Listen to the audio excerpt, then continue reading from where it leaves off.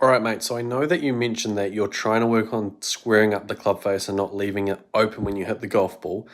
But I think that the damage has already been done in this early part of the backswing. So when I'm looking at the golf swing, if we reference this takeaway positioning, so if we reference the leading edge there, compare that with your spine angle, looks a little bit open, doesn't it? So I think what we need to try to do is we need to try to get this club face angle to be a little bit more angled towards or parallel to the spine angle, because that's where the club face is starting to get open, is the very start of the golf swing, not by the time you've reached the downswing, because it's looking open in this spot here, but it doesn't look like you've done anything from that second half of the backswing. I think it's all happening in this early part in here. And you actually get the club into a pretty good spot.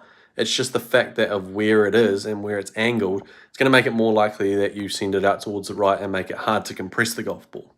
And if you're watching this video and you want your golf swing analyzed just like this one here, DM or comment the word analysis on my Instagram and we'll send you over the details.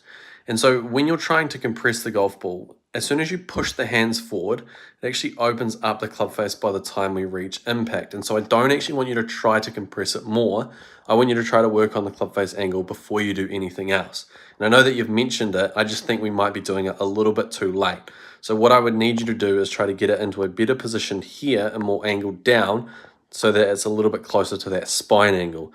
And if we were going to run you through an online lesson, give you the exact tools and drills and understanding of why that's happening. So it's a lot to do with what the arms and the wrists are doing and the takeaway move as to why it's creating that positioning. And it could be an option of adjusting the grip slightly or just working your hands and forearms in a better way in that early part of the backswing.